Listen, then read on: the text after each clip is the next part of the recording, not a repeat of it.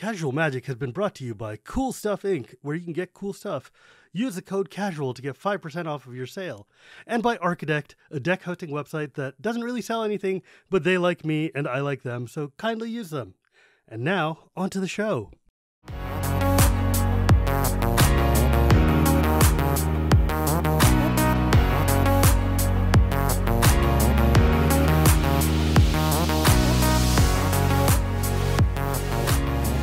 Hello and welcome to Casual Magic, the show where we talk about the fun side of Magic the Gathering. Casual Magic is sponsored by Cool Stuff Inc. and Archidect. And today I have a really cool guest because it's very hard to find time to meet up with people from the other side of the pond because, their early mornings and late evenings are sleepy time. But today I have Emma Partlow, who is member of the Pauper Advisory Panel, the PAP. Isn't that what you guys call yourselves? We're the Pauper Format Panel, which ironically is called the PFP, which just sounds like a file type. Yeah, right, exactly. It's not quite as catchy as a CAG, but what are you going to do? PAG would sound weird, and I'm not sure you guys want to be PAGs. But Emma is also a longtime writer and editor for a lot of our favorite various Magic contents, and like a friend of mine on the Twitters for many years. How's it going? Yeah, it's going good. It's really chilly in the UK. It has dropped to low 30s, high 20s if you want to go in Fahrenheit, because I know how much you Americans love the Fahrenheits. So yeah, that's pretty cold at the moment. I mean, you guys are like, oh, look, it's 6 degrees. And we're like, oh my God, are you block of ice? And you're like, nah, it's fine. And I mean, look, here in Cali, it's dropped to a 48 degrees, which is for the middle of the day, freezing cold. Sure. It's been low 30s during the day here, but we haven't had any snow yet. So yeah, but it's coming, and it's coming. Yeah. We've had rain, and that sucks because all my grass freezes and all my plants die. No. Which is definitely a thing that the podcasters care about. So, I wanted you on today because I am fascinated by the Pauper format. I'm a big fan. I do have a Pauper deck, Elves. I also want to know why you have not banned Mnemonic Wall, which is the most annoying card in the history of mankind. And also that stupid black-blue card that makes you bounce a creature and then discard it from your hand. Dinrover Horror? Yes! I hate Dinrover Horror so much. It is the worst card in Magic. And like I played in a Pauper a Pauper tournament once, and I had my Elves deck, and it was doing great, and I was at 130 life, and everything is living, and life is good. And then the dude gets the Dinrover Horror Mnemonic Wall lock going on, where it's like everything is just bounce all your permanents and fog you forever, and your life is miserable. I'm like, I hate you so much. It sounded like you played Tron. Yeah, I hate that card. I hate that card so much. I can deal with pretty much anything except for bounce it and then discard it, because that's just insult to injury. Yeah, it's just Ephemerate makes it really good as well. Yeah, I was definitely lucky to have played that before Ephemerate came out, because I feel like Ephemerate would make it intolerable. It's pretty tricky. I mean, we've banned a couple of cards from Tron, in fact, to try and slow it down. So yeah, it was too good at one point. So let's talk about this for a second. How did you get into Pauper? Or when did you start playing Magic, I guess? I started playing Magic around 2014. So my first full set was Khans of Tarkir. Damn. Yeah. I got into Magic a little bit before then. So like M15, like tail end of M15, but I was just like kitchen tabling it. I had a really... what I thought was a fantastic Boros like aggro deck, like a battalion style just thing, like Boros Reckoners and stuff like that, and just having a good time. And then fortunately during this time, the LGS I go to in Ipswich just opened at this point. So I had somewhere to go and play Magic and kind of get involved in stuff. So when Khans of Tarkir was coming out, I attended a pre-release, because that's the thing you do as a new budding player. You want to get involved, you want to get social, you want to play some Magic. So I just remember playing at this Khans pre-release, and I built this Mardu deck, and Brutal Horde Chief was my promo, which is like some mythic that drains people when you attack and block, and it's just a really powerful Oh, I card. love that card. Yeah, It's like that the was my one that's a promo. black card and it's got the red-white activation. Yeah, that Yeah. was my promo because I chose Mardu as my card. And I remember just having a bunch of ponyback brigades, which is the goblin that morphs. If you unmorph it, you make some goblins.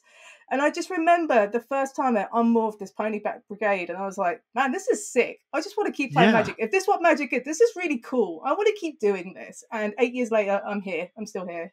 Yeah. And I mean, it's just gone from there. To be fair, that was a fantastic limited format, and you were doing everything right if you got the Brutal Horde Chief and then Mardu Ponyback. Oh, that's so much fun. Like, I loved that card. Mardu Ponyback was such a good uncommon. I have a card. Cool. I have the card in my wallet, a foil one, just to remind me, just for nostalgia, because that was the first moment I'm like, yep, I'm playing this game. But this is sweet. If I get to make actions like this, I want to keep playing. And I did. I love that. So then how did you find Pauper? I found Pauper a couple of years later. So in terms of timeline for me, I started with Standard, as you do. And this was before, there was an oversaturation of products and whatnot. It was pretty straightforward. So when you first played Magic, it was Standard. It wasn't Commander back then. So I played a little bit of Standard. I dabbled in a little bit of Modern at this point. And then my LGS just had a Pauper FNM on, and I was just like, what is Pauper? I've never heard of this format before. I was very curious. And then someone said, oh, it's just a format, just purely commons, no uncommons, no rares, no mythics or anything like that. And I was like, that is really interesting to me, just because there's a limitation in place. So that sparks creativity and deck building, because you're only working with commons. You can't use these push cards. Yeah. And I borrowed a deck at this FNM. I remember playing, I believe it was like a version of Boros Aggro, like Bully, it was synthesizer without the synthesizer. It played very similarly. And I just had a great time. And also, this was just after the Cloud of Fairies ban, which was a really good time to get into the format, because that card is messed up. Blue was not a good time in Pauper. No. When I got introduced to Pauper, it was because of Professor, and I'd heard of it before, but I'd never actively played it until he gave me an Elves deck. He's like, look, I spent $4 and I got you an Elves deck. It's fine, play it.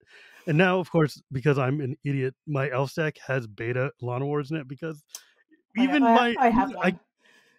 All of my freaking, because I'm the dumbest Pauper player in the world, so my Pauper deck is fully blinged out with Euro and APAC lands with as much beta as and I'm like, why would I do this? They're all commons. Don't ask. But the point though is that when I played this deck, I was like, oh my god, I get it. This is hella fun. And I love, I forgot how much fun commons are. When you play limited, when you play a lot of limited, you get really used to oh, commons are great. They're really cool cards in here. And when you're playing, standard, modern, commander, whatever, you gravitate towards rares and mythics, and sometimes a few token uncommons that are just big deal cards. But you forget that the bread and butter of Magic of playing limited is just a vanilla 4/4 or something, or some just stupid pay 5 mana to destroy target card. Yeah. But that's where the real fun and the puzzle and the interest of Magic is for me. Then when I actually started playing Pauper actively, what I realized is that Pauper is actually hella broken and hella strong. And it turns out that there were a lot of dumb commons that have been printed in Magic over the past 30 years, and you can play them all. And because of that, we have things like Pauper. Pauper feels more like I feel like my Pauper Elves deck could go against my Modern or my Legacy Elves deck just fine. And that's ridiculous. A lot of people do call Pauper Legacy Light, and I think they're right in saying that, because a lot of these older commons especially are incredibly Pestilence powerful. is a common. Why? Yeah, I think one of my favorite things now, as someone who's so, enfranchised in Pauper, is when you give a Pauper deck to someone that's completely new and they play with something like a Chainer's Edict or a Llanowar Elves or a lightning bolt, and they go, how the hell is this a common? Because they wouldn't do it now. Maybe Land of Wild Elves is a bit different. Counterspell is a common. Counterspell, Snuff Out is a really good one. That's also a common. Lotus Petal, all these cards are all Lotus commons. Petal, Jesus Christ. The fact that you could do a Storm deck before they banned it, the fact that you could do Storm in Pauper is so funny. You can still do Storm in Pauper. Yeah, but it's like not good. It's fine. What Storm? Let's see, there's a green Storm that lets you gain life. There's a cycling Storm deck. It uses all the cycling cards from Ikoria. So like you basically keep chaining off with the Drannith Stinger, and then you just sting people to death. Yeah, and then you have stuff like Lotus Petal and Dark Ritual as well, because Dark Ritual is also a common. Yeah, you know, it was funny to me, like back when I started playing in the dawn of Magic or whatever, you know, the common start would be like Swamp, Dark Ritual, Hypnotic Spectre. And they banned Hypnotic Spectre, not realizing that there was a Dark Ritual that's the problem, not the Hypnotic Spectre. It's like, hey, maybe we shouldn't have 3 mana on turn 1. That's psycho, right? It's an interesting conversation because it came up recently within the panel, and something that Gavin said publicly, how we had to ban these initiative cards from Baldur's Gate, and how one of them was really good because you could turbo it off a Dark Ritual. And that presented the question of, are these enablers good for Pauper, or is it just the payoffs that are the problem? We haven't came to a decision on that yet. It just ignited some really healthy discussion of, do we want these Dark Rituals and Lotus Petal style effects in Pauper? Because the more cards that are printed, they're just going to get really good again. So it's hard to tell. Yeah, and the flip side of that, though, is that like Dark Ritual and Lotus Petal are really fun, and like it's also really just fun, iconic cards as well. Yeah, you don't want to lose some identity to the format by banning these cards, which is something. It's a problem Legacy has. Like, and every format has, right? You have to keep Brainstorm, because that is a huge integral part of the format. Or like Soul Ring in Commander, right? Like, this is it, right? Yeah, it's like there's some. I mean, people are like, "This is bad. You can get super acceleration. It's super, you know, it's unbalancing and stuff." I'm like, at the same time, there is so many people who play this format because it's the only place in the world you can drop a Soul Ring, and Soul Ring is a fun card. It's like maybe the most powerful Magic card ever printed. There's nowhere else to play it. Nobody's going to play Legacy or Vintage. Let's be honest. You're not going out of your way just to play Soul Ring so that you can go build a Vintage deck, right? Like, but like, yeah, same way like Dark Ritual and stuff is, it's broken. It's undeniably broken. It's also cool. Magic is cool, and we should be allowed to do cool things. I mean, that's my personal opinion, but I mean, I agree. Identities are a big part of stuff like Pauper, stuff like Commander, stuff like Legacy, and so forth. And you don't want to remove all of them, because then you have nothing to sell the format to people. Like it's not going to be very. I mean, I'll be honest, it's not an easy sell to go to someone and say, "Look, you can play with all of the worst and most medium commons you've got." This is it. Yay! Congratulations, you're playing the bulk box. Like, come on, bro. This is it. Half the appeal is being able to do things like play Well-Wisher or play like any of these like downshifted cards, even freaking Denrova Horror. Swiftspear is like a recent downshift that's made a huge impression in Pauper. And these happen all the time. And this is why, in part, the Pauper format panel exists, just because there's so many commons that come out, and we have to acknowledge the ancillary sets. So the stuff like your Commander products, your Master sets, your Commander Legends sets. Like, we have to consider everything. And I don't think people quite realize how many commons are printed in a year, especially now. 1 billion. But it's so much fun. Like, one of my favorite things about preview season, for instance, is watching folks like you or Alex or Paige or whatever go and sit there and look at, like, we're looking at the same pile of cards because it's preview season. We're all looking at the same list coming out. But you guys are like, oh my God, they downshifted blah. And I'm like, I don't even recognize that card. When did that come from? And then suddenly it's like, oh, that's going to be busted in like an all common format. Yeah. And you must have so much fun going through like the random Modern Horizons or Master sets to see what they crank down to common out of, especially when it goes like from rare to common. That's when you're like, oh. It happened in Devil Masters with Dark Dweller Oracle. It went from a rare to a common. That card was awesome once. It is. It also played in Pauper. It's played in Goblin's combo deck because it you can go off with Putrid Goblin now, much easier. It's not like a higher tier deck, but you can basically play goblins and just have this combo finish, and it's just really, really fun. But yeah, that is my favorite part of when previews happen. I'm like, what's getting downshifted, even to uncommon, because I have a peasant cube on the side, so I'm always looking at these lower rarity cards. So I'm just like, it could either go in my cube, or this could be a good thing for Pauper. So screw the rares and mythics. I just care about the commons and uncommons. Yeah, right. Like I remember there was an elf that got downgraded from rare to common in Eternal Masters or something like that, and I was just like, it's so good. Let's go. Yeah. But I don't know. I love that. It's so weird and so much fun to just have like these dumb cards just suddenly become like instantly playable, and then you're like, let's go. It's time for stupid times. Also, or like when Yavimaya Enchantress gets dropped to common from uncommon. Yeah. I don't know. One thing I love about it is that not only is downshifting good for Pauper, it makes it affordable, and that's the big thing that I'm kind of pushing for with Pauper. I think that is what you would say is the unique selling point of Pauper, that you can build a deck for $30 and you can win prizes. You can do really well with it, right? Exactly. So we are keen to keep Pauper affordable. So hopefully we can look at like some reprints of some expensive cards in the future, just to help curb costs, because if these cards are really, really good and there isn't a huge amount of circulation, they're just going to drive up. Especially in like a Magic Online culture as well, which is very important to Pauper. Yeah, exactly. The card I was thinking of was Elvish Vanguard, which was an onslaught rare that dropped to common in Eternal Masters. Eternal Masters, one of my favorite Master sets, just randomly, because it had a full Elves deck you could draft. Heritage Druid at rare, let's go. Oh God. So tell me, how did the Pauper panel get picked? Nice tell me how alliteration did the there. Panel get formed, and how did you get picked? That was a mouthful. Yeah, F's and P's, man. So it started about a year ago. I think we're coming up to a year anniversary now, which is exciting.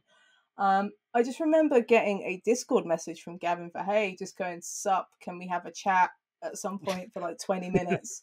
And I was like, oh God, what have I done? Have I written something that have irked WotC or something? That's when my thought Gavin immediately wants to talk to you. Gavin wants to talk to you, it's either super exciting or, oh God. Yeah, it's like, have I written something that's bad? Am I getting banished? Like, it's natural just to assume it's something bad just because it's so out of the blue, right? So we had this conversation, and he was like, "Yeah, I've been working behind the scenes at WotC, and I want to start a Pauper format panel, a panel that can look at the health of the format, because clearly there's some issues. A lot of cards were incorrectly banned. WotC can't give it the attention it needs, and just with the influx of commons every month, it seems there needs to be a group of people just to keep an eye on it." And he asked me. I was like, "Yep, count me in, because this sounds great." And then Gavin asked the other folks as well, and I'm really happy that Gavin chose a really diverse bunch, competitive and casual, as well as a global sort of representation as well, that's the thing that I really love the most, because you want it to be inclusive regardless of where you are and what your background is. Also, it just gives us a better perspective on things, because one thing people don't realize with constructed formats is metagames can change based on where you are, like geography. So someone might play, one part of the country might play more of one deck than the other. It happens a lot between Europe and America in terms of Modern, for example. So it's just interesting just to collate all that together into this group and just have a discussion, and with Gavin leading the charge, of course. I love the idea that you guys got like an Italian and a Japanese person, and like non-English speaking countries, and getting I mean, that's one of the things that we on the CAG need to that's like one of our focuses to try to change and fix, is bring in more international representation, bring in more voices from outside of the Anglosphere. And I think Gavin looked at that and was like, I can do this from the start. Let's go. Yeah. And do you guys do the same thing we do? We just like meet up in a Discord and then just chat once in a while about cards? Yeah, so we have our own Discord. We don't really do video calls, just because as we're an international global group of people, it's not feasible for us to chat right in a way that you and I are right now. So yeah, we have a Discord, we have a couple of channels, and we're pretty much talking weekly about Mm-hmm. like the Magic Online data leagues, like what are the numbers, any new cards that are cropping up. We'll look at the top 8s and go, oh, this deck's sweet. Here's a new, like there's a Naya Ephemerate deck that's doing really well at the minute. It's like, this is really cool innovation. And then we'll just like comment on things. We might ask Gavin if there's anything coming up in the new sets that we should be worried about, because we are under an NDA, so we can ask that kind of stuff. Mm-hmm. Just to prepare ourselves, and that's pretty much it, really. Oh no, you're going to find out about commons before anybody else does. Oh, I know, right? Or we tend to ask Gavin when there's downshifts. So when it came to, like, we asked about Dominaria Remastered recently, if there was anything, and I was just like, just in case, because we need to be prepared for this. Because if there's like a big downshift, we're going to get tagged in this a lot on your Twitter. So. But the conversation's pretty much going. I don't know what that's like at all. Not at all. But no, we're talking quite a lot. If good, bad, just we also share the content that we write about Pauper as well. We have like a content channel, so we just spam any content or anything that's worth noting. And then it's just kind of a constant conversation. I don't think there's really a down period. This Christmas will be quiet because it's Christmas.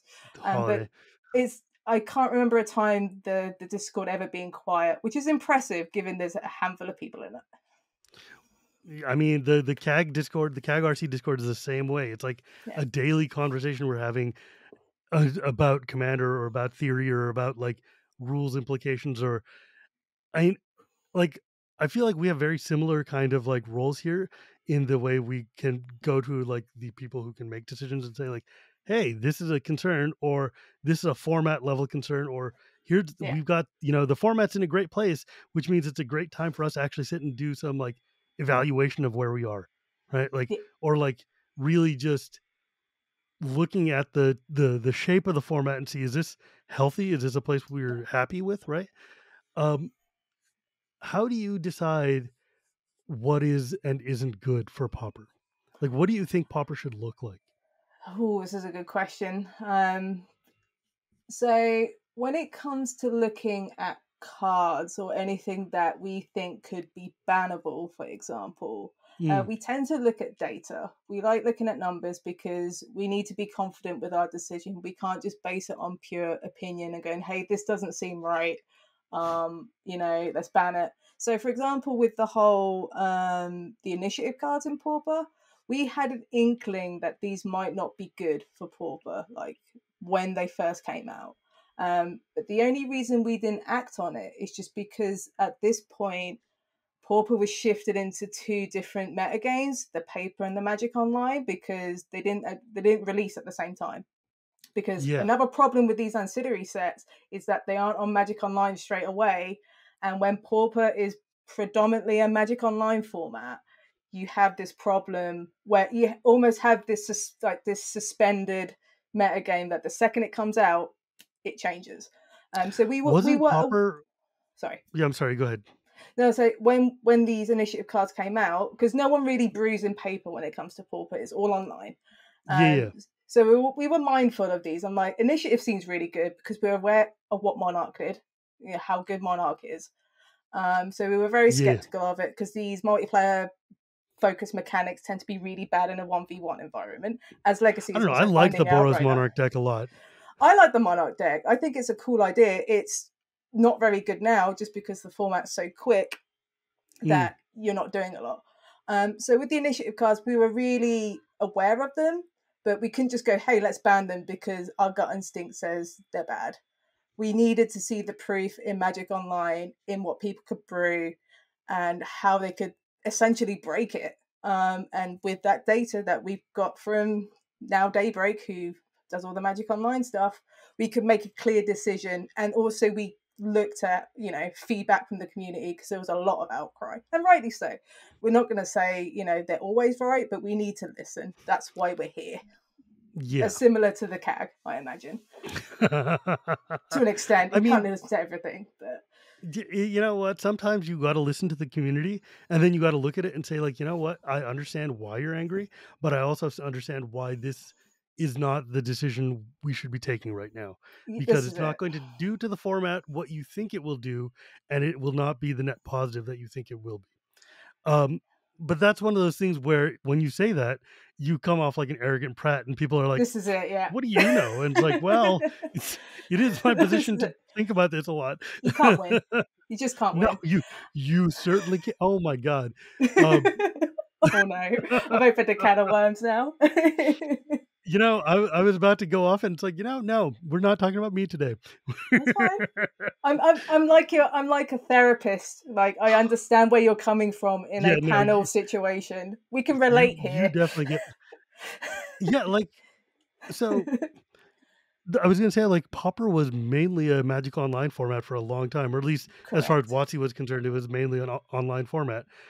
And reconciling the two was a challenge, I know, that, like, you guys had to figure out and, like, unify the lists. And then, because I know we run into this problem with Commander as well, where, like, not every Commander card gets put onto Magic Online. And similarly, like, Legacy and Vintage players also are like, "Hey, Yeah. this card is showing up," like, what's it, that stupid Palace Jailer was showing up in, like, Yeah. Vintage, Pauper, Legacy, everything, but it wasn't on, MidGo for a while until they put it up there, and now it's like, okay, well.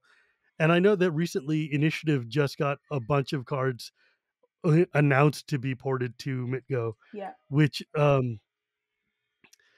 Initiative is the weird mechanic. Because, like, I love that mechanic. I think it is super fun in the format I play, right? Like, Yes. in Commander, it's fantastic. In Commander Draft, it's fantastic. On a 1-in-1 format where I can just sit and build a wall and stall out and just keep accruing initiative counters while you can't take it from me, that seems really, really frustrating. Especially because there's not an easy way to combat that. Because if you're building an initiative deck or whatever, right, you've built a way that they can't penetrate through your wall of Yeah. protections and can't attack you directly, and thus can't trigger the combat to take the thing. We had the problem with Monarch as well. Yeah. So, and, like, I don't want to put you on the spot, so I'm not going to ask what you guys are doing about it, because I'm sure you're having a lengthy discussion right now about what do you do about initiative, or, So like, we banned a bunch of them a while yeah, ago. The only one we kept is, I believe, the green one, which is Avenging Hunter. yeah. And the only reason we kept that one is just because green has been pretty weak in Pauper recently, and we wanted to give something to push it to encourage people to play more green. Mm. But we said at the time we wouldn't be surprised if we banned this card just purely because it is an initiative card. We're just playing on a case by case basis. But the other ones we kind of had to ban, especially the black and blue ones. The names escape me at the moment. But they were just far too powerful. There are way too many cards. Like, there was a time when I knew every card in Magic. Same. And then the pandemic hit, and then they put out 25,000 cards in the 2 years since. Now I have no idea. And people come up to me with, like, "Oh man, this is going to be perfect for my Grambleflam deck." And I'm like, of course it will. Have you thought about putting more basics into your deck? I don't know. It's like, thank you. Yeah. That's one thing I've been doing in Commander, is just telling people to run more lands or run more basics. Stop being fancy. Play your spells. Yeah, seriously, eat your vegetables, people. Put your lands in your deck. It's fine. Yeah. That's why I love running things like Ghost Quarter or whatever, because Ghost Quarter ends up being like a strip mine because you're just running a full non-basic, like, list. This it's is like, it. Well, the second somebody... I played enough Limited to know that you need to play lands. This is what that's mostly my background, is Limited, and then Modern, then Pauper. So I played enough Limited to know that you need lands. Like, you need to play lands pretty much every turn. You need to do the same in Commander. It's harder in Commander because there's 100 cards. Yeah, but I understand. Nobody wants to hear. I understand people want to play cool spells and do cool things in Commander, because that is why you play Commander, right? But you can't play those cool spells without lands. You can't play them if you can't play them. Yeah, right? Like the thing that gets me is, like, people don't want to be told that Commander is not a 99 card format. It is like a 62 card format. This is it. Like, you put 62 playable cards and the rest have to be lands, more or less. Look, yes, at home, I understand you can play your Commander deck with 20 lands. God bless you. You made it work. Or like my Titania deck, which is, 50% lands by volume. But of course, it's, roughly speaking, if you're not using 34 to 38 land somewhere, give or take in there, are you going to have a lot of fun? Maybe not.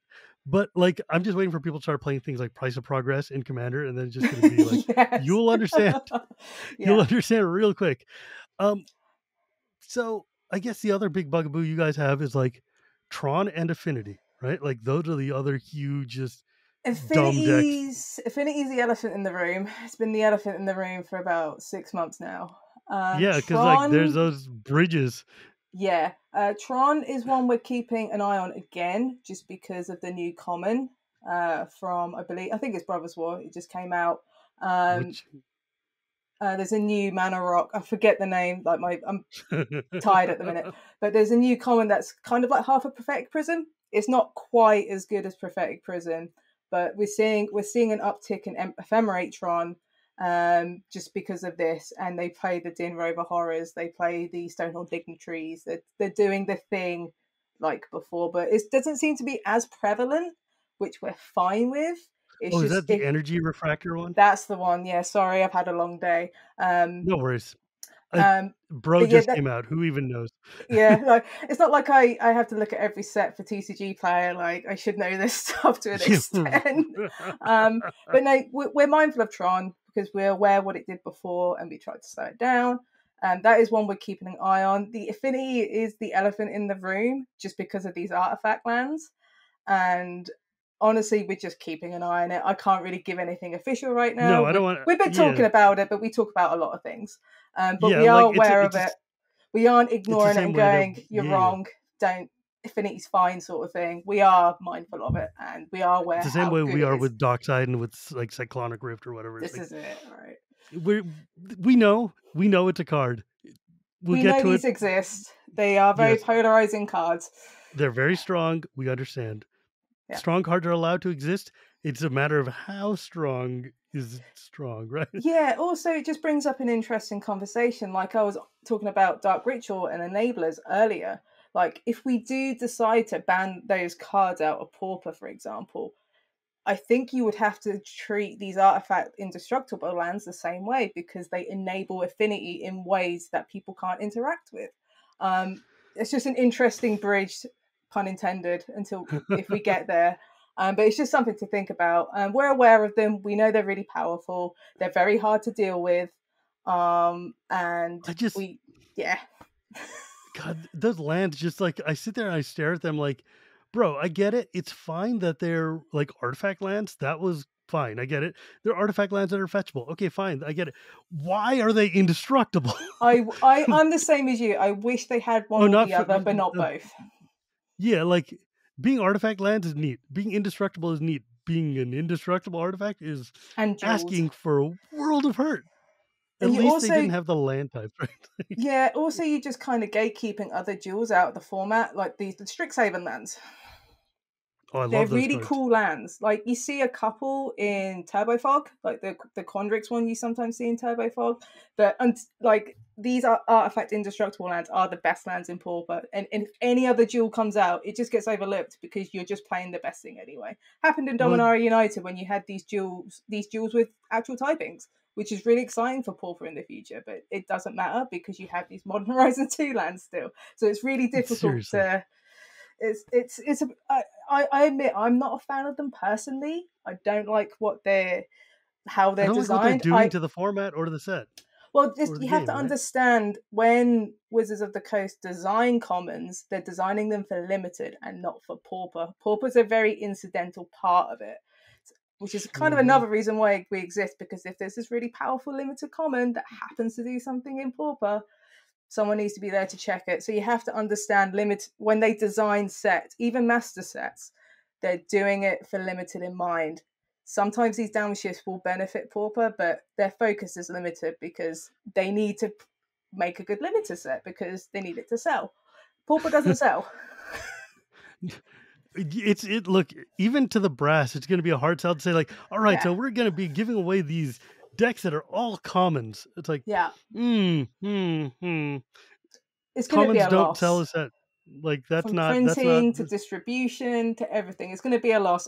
The only way you can make it profitable is if you make Pauper expensive, and making Pauper expensive would is probably killing Pauper. Is killing the format. You can't have it both ways. Now, mind you, I would love to see a Secret Lair super fancy ultra art Pauper deck, but yeah, but at the same time, no, I want to see like commons that look like they've been stomped on or like played on the yeah. sidewalk, right? Like give me trash crap that looks garbagey. Yeah. But I mean, it's weird. I've got this dichotomy of like I love street worn cards, but I also want the blingiest bling that's ever blung. So what are you gonna do? It depends on what they're for. So for constructed, I agree. I have some very beat up mirror enforcers in my affinity deck just because they what I could get at the time, so I use them, and they're legal. They're not like marked or anything like that. They're just a bit worn around the edges. But when it comes to Commander and Cube, I like the fanciest and blingiest thing possible because it's a singleton. It's one of, so it's less bad. It might as well be pretty, right? Exactly. Now the question though is like, have you ever gone to Gavin and after a card's been printed, been like, what the hell were you guys thinking? No, I don't think we've had that yet. We've had a couple of, hey, this card's sweet. We've had a couple of, hey, this card's sweet. You know, glad this is in Pauper. And that card was Experimental Synthesizer from Neon Dynasty, card is which really is cool. Which is my favorite card of the year. I just absolutely think that card's great. The egg. That's the kind of power level I want in Pauper. Is just these really cool engines that are really cheap. But we haven't gone to Gavin and going, yo, what the hell? What's happened here, sort of thing. If we do, we tend to like decorate it in a nice way, going, this could be a concern at some point. We're very polite people in the PFP. We tend to be like, this could be a problem at some point. Not going, hey Gavin, what the F? You know, flailing arms. The CAG is not. The CAG is not polite people. The CAG is like, are you for real? Did you just print that? What are you doing? We kind of have to keep our language pretty simple because we're an international group. Not everyone's first language is English. So fair. If we use all these Fs and blinding and what the hells or whatever, it's harder for the other people on the panel just to understand. So we've been very good at keeping our language. It's because most of us are English, so we need to keep it very simple, just so your Japanese and your what's it been like working with, for instance, the Japanese people? Great. Honestly, I don't talk to them much because of the time zones. But when they've been lovely. They're really good people. It's just everyone has lives, right? We're all really busy people. Have you noticed any real like mega differences between the way like these different regions play Pauper? Yeah, like I'm kind of envious with the way it's happening in like Brazil. Brazil has a huge Pauper like they're obsessed with Pauper. The same in Italy as well, where you have Paupergeddon, which is this huge event they run. And I keep seeing stuff on Mengucci's Twitter, and I'm insanely jealous. Every time Mengucci posts something about like I don't know what he lives in some kind of weird magic nirvana where every single format is firing like daily, and like they have mega tournaments for everything from like vintage cube to Pauper to CDH. And I'm like, what is happening to the Italian magic scene? How come these people are so cool, and why can't we have that? But you have stuff like Paupergeddon, which gets like hundreds of people playing in this event. People will travel to play Pauper. It's very similar to Legacy in the sense that if people know about it, they will come in their droves. I'm hoping to get to a Paupergeddon next year because I'm like, this is sweet. I can barely get 8 to fire at my FNet at my LGS, and I can fly to Italy and play against hundreds of people. I don't know. It sounds awesome. Yeah, it's really good that we have a really well-rounded opinion of Pauper based on all these other people's experiences and backgrounds. This allows us to make the best decisions possible. You have to understand we are also human. We will make mistakes. You know, we're not How perfect. Dare you? Who is? I mean, it's not a tell me, have you gotten this comment where it's like, I can't believe you banned this. It's not a problem in my meta. Yeah, but ATOG. When we banned ATOG, there was a huge backlash, even though we knew it was the correct thing to do because these artifact indestructible lands made ATOG a massive problem. And we had to ban the card. Like even now, we're super confident with the ban, but because a lot of people played Affinity and there's this attachment to Affinity because it's been in And like Pauper for a ATOG very has been long time. around since like This is 1993. it. People love that card. This is it. You could argue that has a attachment to Pauper, like you consider it's part of the branding. But Affinity's been around for ages. Like in 5-color, at one point it was a 5-color deck. Like you just ran like Trio 5-color Tails Affinity just seems weird. You had like Trio Tails just so you can pump up your ATOGs and then fling it. But there was a lot of backlash. There was a lot of backlash around ATOG in particular, just because everyone loved the card. Everyone played with the card. Everyone played Affinity, but it was just so warping and so good and so hard to deal with that it needed to be addressed. Yeah, because Pauper doesn't have a lot of just pure removal type of things. No, I mean, you've got your bolts and whatnot, but it's like when that card gets really big, you can't do anything about it unless you have a counter spell for when they try and sack it. Yeah, and stuff like that. It's not great. But yeah, I remember when we banned ATOG, because that was our first ban when we formed. My mentions went through the roof, as I imagine something you get regularly when there's anything to do with Commander. And it's just like, cool, this is my life now. I get it. I will pick and choose the conversations I have on Twitter about this. Oh, I remember like sending messages to like Paige and to some of the other folks being like, yo, I understand. Yeah, I was talking to Alex, I remember, and I was like, look, I know exactly what's in your feed right now. I support, like, remember, our first band was Paradox Engine, so like people were just furious. And I'm like, yeah, it's fine. You deal with it. It's as long as the Pauper community understands that we're doing this with the best intentions. We too really like Pauper. We're not here to like destroy it. Yeah, we're not here to tear it from the inside. We all really care about the format. Hence why we're on this panel. We were chosen for a reason. As long as people know that we're just coming in with the best intentions, I'll be happy with that. Yeah, like the goal here is not to upend our formats. We're not doing this because we hate the thing. Like, it's a large time investment for something that we don't care about, right? Like, the idea is ultimately the format has to be healthy for everybody playing it. And it has to be healthy for as many people as possible. Yeah, that means sometimes your pet deck gets killed, and that sucks, and nobody wants that. And we're trying to minimize as much of that as we can. But what I learned is that not everybody plays mono fair like I do, and if you're not playing some of these cards fairly, then and when the majority of people are not playing something like Golos fairly, like if you have a Golos Mazes End deck and you're just dirtling along and playing mazes or playing gates or whatever, and it's like fun and cute, great. But people who are playing Turbo Golos, Evil Time, 5 colors Psycho, they're not doing things with your best intention in mind. No. Right? Like, you also, another thing that I'm trying to put into Pauper like players' minds is that when we look at stuff like bans, we're not just thinking about the metagame, we're thinking about player experience and new player experience. We want loads of people to play Pauper because the format's legitimately great. It's affordable, it's cheap. I think if you have any instinct for competitive Magic, you should play Pauper first to get an idea, because the format is super competitive, it's cheap, and there's a bunch of powerful cards. It just gives you a good idea of, is this for me, instead of paying $1,000 for a modern deck. Yes. I think people wildly underestimate that. People just immediately look at like, oh, it's just commons, and then they think, oh, it's just like, casual whatever garbage. Like, no, Pauper is like cutthroat. Pauper is one of the most like competitive, like hardcore formats in Magic. It is incredibly challenging because like all your spells are common, so you got to do weird navigations around cards that you don't even remember existed, and that'll come out of nowhere and just like, what the hell do you mean Chainer's Edicts is a common? Like, what? No.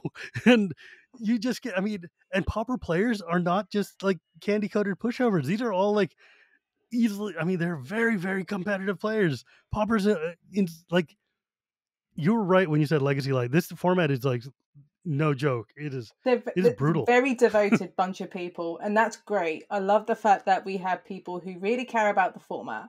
And I think sometimes a lot of this negativity and hostility is just their way of not communicating properly. They don't, perhaps they're passionate. They love this stuff. They're passionate, but perhaps not very good with social skills. So the way they deal with things is through frustration, being a keyboard warrior, blah, blah, blah, blah, blah, blah. They've just not been taught how to show the thing they love correctly. perhaps I'm being too generous here, but a lot of it's language, and I think sometimes that language just gets misunderstood. I mean, you learn really quickly how to sort out what somebody is trying to say. Yeah. And filter through a lot of the, let's say, excitable dialogue. Yeah. Like, and I mean, it's like sometimes it's just like they should take your decks away and burn your house down. And they really mean, man, you know what? I really just enjoyed playing that card, and I'm sorry that you had to ban it. And I'm like, well, yeah. I mean, I get it, dude. I get it. Like, I definitely don't. I hate it when my decks get banned out from under me too. We're not doing this to personally hurt you. Though sometimes we are. You know sometimes. who you are. Yeah, for sure. I mean, I've played with decks that have had ban cards before. I get it. But that's just that sometimes that's just a risk you take if you want to play these like really top tier decks. I mean, there is this window. Play with fire and you're gonna get burned once in a while, right? Yeah, this is it. Like I remember playing with Mystic Sanctuary in Pauper when it was legal. God. Why was that card common? I know, right? Why was that card common? Before the panel, there was this community cup I was a part of. I think it was called like the Pauper Premier League. It was with Paige and Alex and a couple of others. And I remember playing Mono Blue Delver at the time, and I was just doing Deprive loops with Mystic Sanctuary. Basically, Deprive is just like a counter spell that bounces a land back to your hand. So it was just doing that, and it was great. But yeah, like I get it. That's like you're gonna play with these powerful cards, but you also have to understand they might get banned. Sometimes that's just the way it's like it is. Arkham's Astrolabe, right? Like, I played that's that another one card. One of the most broken cards ever made. It's weird. You look at that card and on its face, it does not seem like that would be banned in every format ever. But boy, howdy, that card is dumb.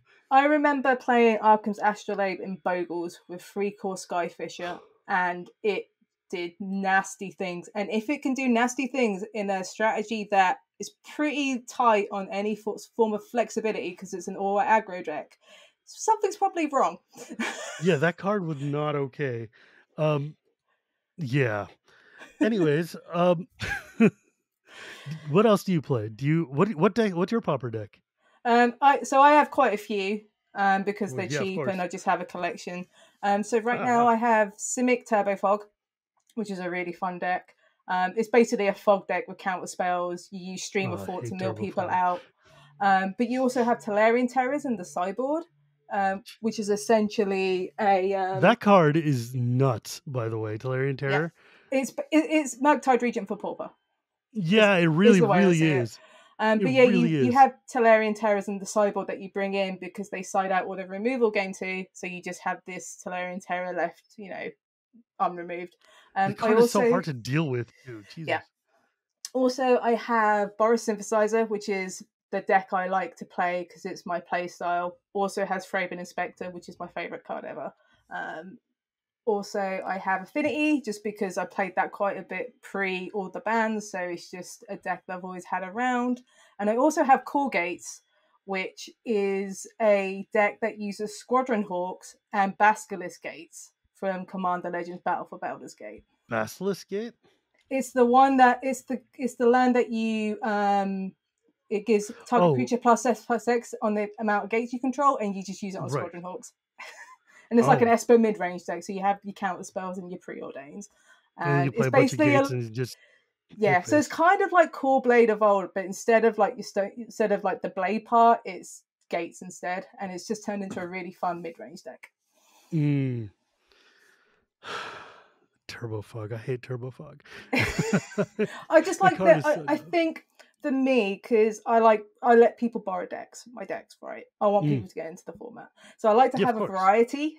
And some people just love Dudley Turbo Fog decks. And I think it's just good to have a good range of strategies that just people play. Yeah, and I think it's good to have in the format. It just doesn't... But I play elves, and so fog just stops me and makes me very sad. There's a couple more I'd like to build. I want to rebuild Bogles at some point because I think that's a really fun one for new players to play. And I should probably build Mono Red, Swiss Spear, Aggro Burn at some point as well. But yeah, like I have plenty of stuff. I should build Tron at some point as well because I have all the Tron stuff because I used to play Tron in Modern. So I have all the lands and whatnot. which are Mm. antiquities as well. One of I love each. Modern Tron. I don't love Pauper Tron, but at the same time, I love ramping into mega creatures, so I guess I do love Pauper Tron. I Yeah. just don't love it Oh, against me. also I have Azorius Familiars, which is like a blink control deck that uses Sunscape Familiar and Mm, Mold mm. Drifters and Ephemerates and Preordains. It's a very control-y deck. It's very Ephemerate, man. That card makes me real frustrated sometimes. it's Having a very rebound good on that is card. just so mean. It's just the Modern Ugh. Horizons problem, isn't it? But I mean, Modern Horizons did that to all of our formats, every format, right? Like This you is can it. look at every single format and be like, it's a pre-Modern Horizons and post-Modern Horizons, Yeah. and it's like, what are you It's, gonna it's, do? it's influenced a lot of formats, not just modern. It's cards that were printed is what I'm going to say. Yeah. Be I interesting to got see it. what this Lord of the Rings set is, because that's essentially a pseudo Modern Oh Horizons. yeah, that's gonna be a whole thing. Oh yeah, did you guys look at any of the Warhammer cards? Yeah, we look at everything when it comes to Commander precons, because sometimes there's some downshifts and new cards in there. We look at everything. With the Warhammer cards, we looked at stuff as well. Yeah, We because tend we all make a pass independently, going, oh, this could be a problem, or we can't see anything. Gavin will normally chip in, going, hey, there's probably nothing that's of a concern here, and we just all have a check just to be sure. But yeah, we check all the commons that comes out yeah, once like the gallery's up. yeah, because I was thinking of also beyond that, there was in Jumpstart there was a card called Chains of Custody that they released, Yeah, which is a white common that enchants creature you control, and then you can exile another creature as long as this thing is, or until this thing leaves the battlefield, and the creature yeah, you control gets ward 2. That yeah. seems like it would be gonna be a blast in Pauper. Like it's Yeah, both removal and ward. there is just a couple of cards. Paige is normally really good at just picking stuff up, going, "Hey, this could see play. We're not quite sure, but this is something to keep an eye out on." Because if multiple people are looking at the same thing, you're gonna be pretty thorough on it, because we all have different perspectives and different Yeah. card evaluations, and a lot of the time these are just previews. We haven't seen them in a practical sense. Like Experimental Synthesizer was one that we didn't really see until we saw someone play with it, and then we were like, Gavin, this is awesome. Print more cards like this, please. Dude, that card is so good. It's Yeah. so good on so many levels. And it's also Just really the hard when it comes to preview seasons, because the commons are normally dumped at the end. right. And you So get like 300 cards all at once, and you're like, yeah, I don't this is it. know. No one really previews commons. Like, I previewed some for Dominaria United, but that's just because I'm on the Pauper format panel, so it made sense for me to do commons. Unless you're like a limited player, you might get some commons, but they're not Yeah. attractive from a preview sense, are they, when it comes to revealing cards? So a lot of these commons get dumped at the end, and we try and find them out, sift through them. There's some we're going to miss, because, a lot of people miss cards. Like, people missed on Ledger Shredder earlier in the year, and look how good that card is Sure in like did. Pioneer and Modern. So it happens to all of us. Yeah. I mean, because one of the things is it's very hard to look at a card and then figure out what deck is this going to go in, and then figure out what is it going to do just off of a preview. And in Commander, it's even Yeah. harder because there's 3 other people at the table. There's all sorts of weird politics and shenanigans going on. You have like, I was talking to Maro about this. I'm like, testing one card in a 100-card singleton pile is very, very difficult to do, right? Like, how do you even make sure you even have it in the game? Like, how do you This get it is to come it. up? And yeah, it's challenging. So we should kind of bring this ship to a halt here. It's been good conversation. And before we go, though, like, I don't know, I'm just Yeah. thinking about Experimental Synthesizer now, because I love that card. I love that, like, it draws you a card and then it gives you a samurai. It acts for artifacts. It was so good in that limited format. And then just Oh making a yeah. pauper deck around it seems really fun. Yeah, because you Or I should look into got that. Glint Hawks, you got Core Skyfishes. So when it leaves play, you get the effect as well. It's not when it's sacrificed. So you just keep bouncing it, and you can. Oh, so fun. I want to make a pauper domain deck. I wonder if that's possible, because that would be fun. I don't know. Like, you have the lands. I'm Yeah. not sure if there's any good domain payoffs in Pauper. Makda Raiders, they downgraded that to Yeah. like common or whatever. But like, Yeah, I that's guess true. not. It's probably going to be like a C tier deck, but so it goes. Do you play any other formats? So I play Commander on occasion.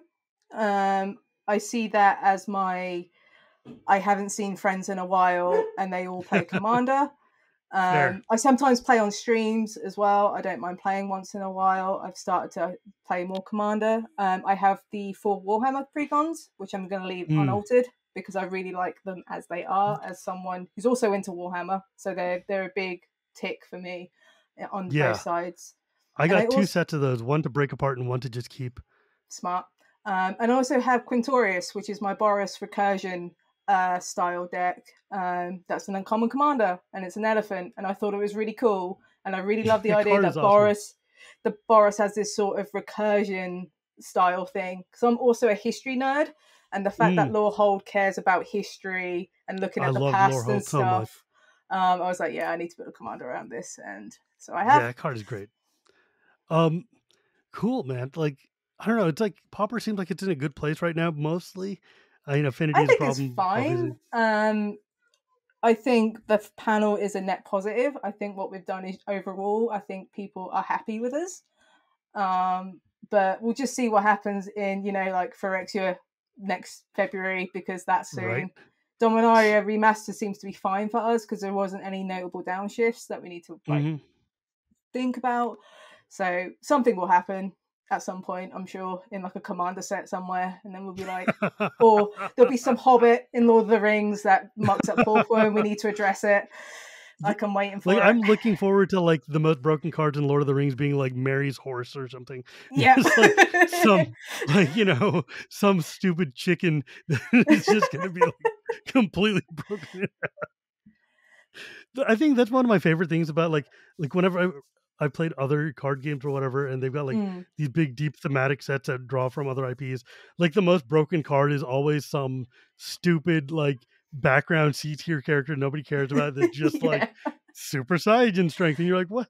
But Goku sucks. Why is this villager like? Why is the newscaster the best card in the set? It's kind of like Pot of Greed in Yu-Gi-Oh. It's just like just a pot. How is it so good? It makes no sense. But it's like Black Lotus tier. So this is it. It's just like what?